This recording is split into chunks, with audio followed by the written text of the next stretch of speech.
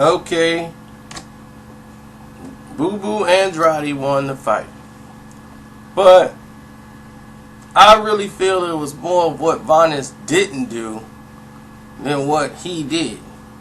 For some odd reason, Vaness gassed out 9 through 12.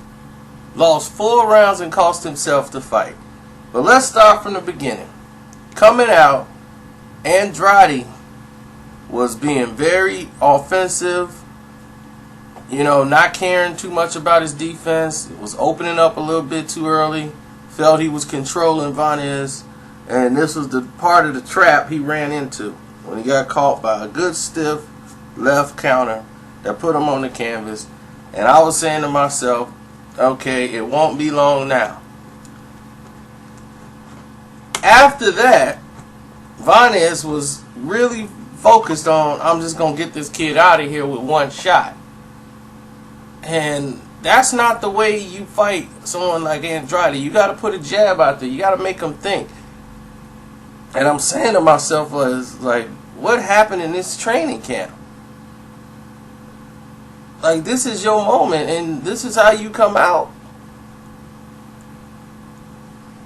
I really was more disappointed in Vaness as in impressed by Andrade. I mean, Andrade did what he had to do. He won the fight, but to say I was overwhelmingly impressed, I would be lying. Because the spots were there to be taken, but for some reason, Vaness is just gassed out. And I'm still in shock over it. But that 115-112 judge, it scored it out in handcuffs and taken to jail. There's no way Andrade lost that fight. They got to start doing that. They should have security right there when a criminal act take place. Cuffs, jail. That's the way it got to go. Cuffs, jail. No other excuses for anything else.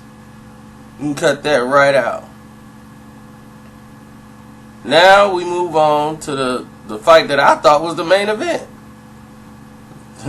Nonito Donaire versus Vic Darchinyan. I thought this fight was going to be the main event. But nevertheless, this was Donaire's return after his loss to Max Kellerman's boy. But from the outset, there's nothing greater than determination of a fighter, and Vic had it. Vic been wanting this fight for 6 years. Vic Darchinyan never goes in a fight thinking he's not finna knock somebody out. He was not trying to go to the cards. He wanted to knock Nonito Donaire out and always felt that he could do it. He was hurting Nonito with a lot of lefts when Nonito comes running in. He came in on a straight line trying to land that big left hook when he was leading with the left. What Vic was doing was not giving up his position as he did in the first fight, which was 6 years ago. He's 6 years smarter. He worked on a game plan, and this time he knew what to do. Not to give up his position. Wait till Nonito tries to make something happen, then react. And that was working out in his favor. He was catching Donaire when Donaire was against the ropes. He's coming with that hard left. He was attacking Nonito Donaire, unlike Max Kellerman's boy. So in this fight, Nonito, who I had losing the fight by a round, going into that round, I was like, man, he's losing this fight by at least a round. Now, I didn't have it as wide as everybody, like those other judges. I think they were getting ready to cash out Nonito. If he didn't knock out Vic, they were through with him. But nevertheless, he came back, got the spectacular knockout, because Vic Darchinyan made a mistake. He thought he had Nonito hurt when he hit him with a left uppercut. Nonito fell into the ropes and his eyes lit up. They got big as Christmas. And he came right in there and got caught. with the left. He never saw it coming. He stuck the little rangefinder jab out, and he was finna come with another left, and got caught blindly. And that was his night. Everything else after that was academic. He was done. Completely done. And what's next? Bring on Max Kellerman's boy. Tell him to come on up, 126, and let's see if you can take it. And that's what I don't like about HBO. Do they realize this is Nonito's first fight at this weight class? I mean, he's got the feeling to the weight. You know, you got to get filled out. So this is his first fight at 126. It wasn't going to be that smooth. I didn't expect it to be. But they expected him to do things he did 3 weight classes ago. I'm like, yeah, he looked impressive in those weight classes, but that was like 118, 115. I'm like, he's not going to be the same fighter at 126 pounds. He's almost added 8 extra pounds going into the ring. It's not going to probably look as fluent as it did before. He has to get adjusted and acclimated to being at that weight. So let's see what happened then. Then we got the main event. Mikey Garcia, Roman Martinez. Going into this, everybody written Martinez off, saying he was a joke, he was a nobody. But I predicted this fight would go the way it did, and I told y'all why, and it came out to be exactly what I said. I said that Nonito Dunier fight would go the way it did, and it did. No one thought that, you know, that Dunier would have as much success as he did, but he did. But back to this.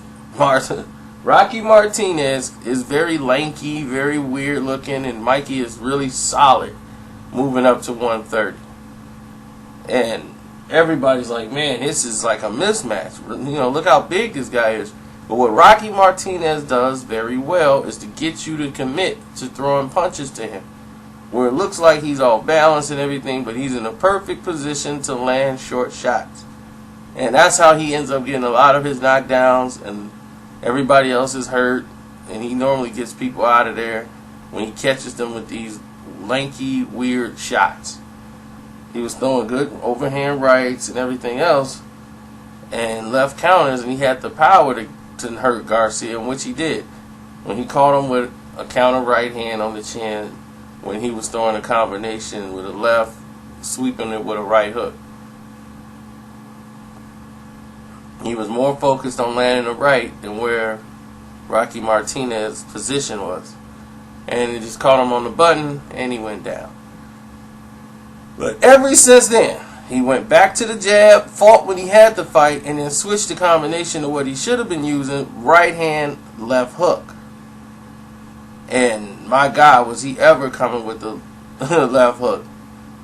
He was swinging that left hook from Christmas. He could feel Martinez weakening as the fight was going on. Then he would become more aggressive as far as pressure, as cutting the ring off, and just still staying behind a jab.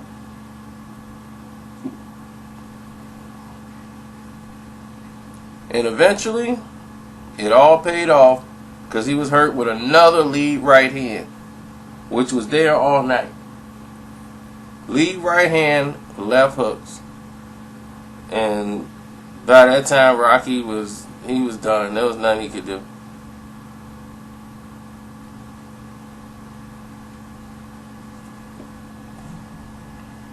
And that's the night, you know.